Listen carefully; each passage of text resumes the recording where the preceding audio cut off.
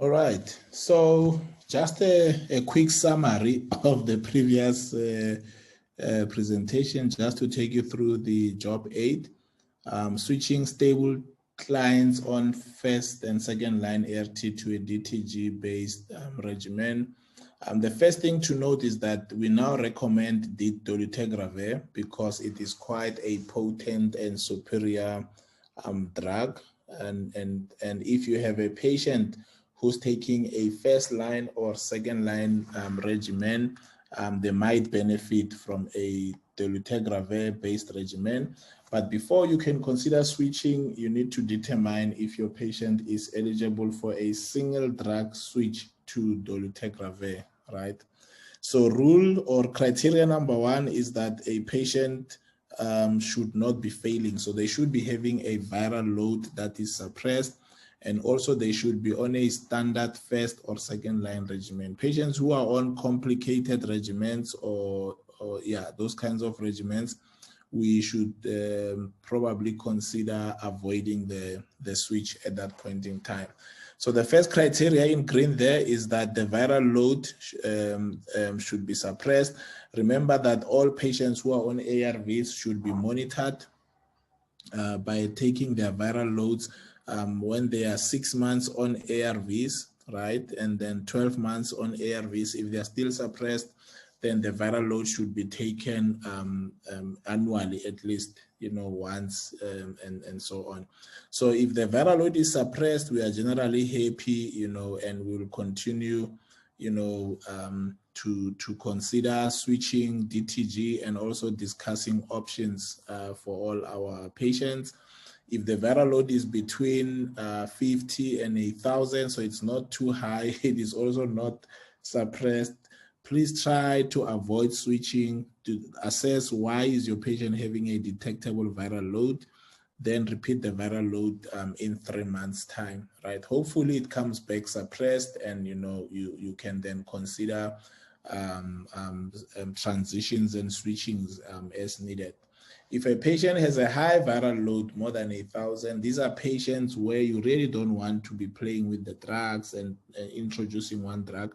You want to do an assessment. You want to confirm if they're failing. If it is a treatment failure, you then need to consider switching them to a better regimen, not just switching one drug, because that particular drug will also fail eventually if we are not careful. So after a discussion with a pregnant mom or adult, and they are all agreed to say, no, I do recommend DTG, then you may then assess whether they meet the criteria to be transitioned to DTG. So if you look at the first line regimens, which are regarded as standard. So if a patient is taking tenofovir, lamivudine, and efavirenz, or a zidovudine abacavir regimen with lamivudine and efavirenz, a patient, especially children who are taking abacavir, lamivudine, and lopinavir, and their weight is now more than 20 kgs, right? Or those who are taking abacavir, lamivudine, and lopinavir with higher weights, then they can be transitioned right to a DTG-based regimen. So I think if a patient is taking TEE, which is what we are used to, you can then give them TLD. So TLD will be the best regimen for patients who are taking an efavirenz-based regimen. For patients who are taking whether zidovudine or abacavir, ours is to just switch efavirenz to dolutegravir. Remember, the requirement there is that the viral load should be suppressed, right? Children who are taking a lopinavir-based regimen with a weight more than 20 kgs, you are only allowed to switch to DTG, right? You leave the abacavir alone, because remember, you can only give tenofovir if the weight is above 35 kgs, right?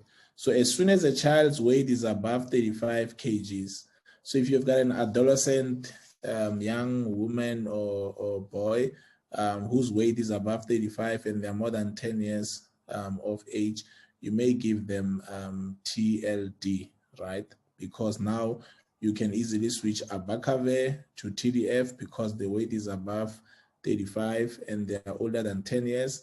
and you can switch your lopinavir to dolutegravir because their weight is above 20 kgs.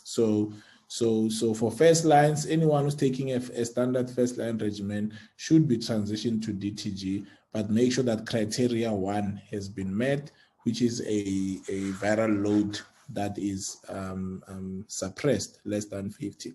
For second line, only those who are taking a zidovudine, lamivudine, and lopinavir or atazanavir regimen who have suppressed viral loads, those are the patients that we can switch them to ALD, which is zidovudine, lamivudine, and dolutegravir. So that is how we deal with it, right? So if a patient is taking non-standard second-line regimens like your tenofovir, lamivudine, and lopinavir, ritonavir, these patients should not be switched to a dolutegravir-based regimen.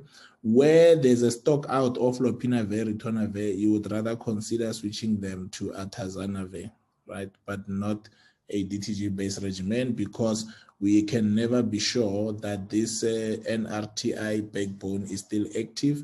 And remember that DTG always requires at least one active NRTI for us to achieve durable viral load suppression, right?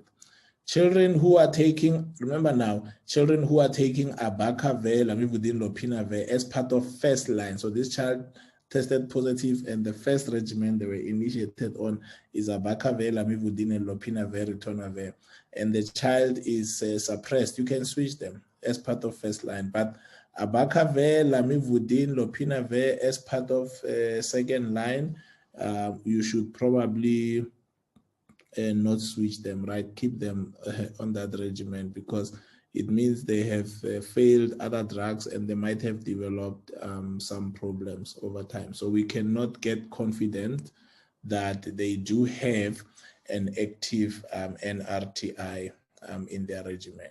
All right. Thank you very much. I hope that gives you some clarity. Thanks.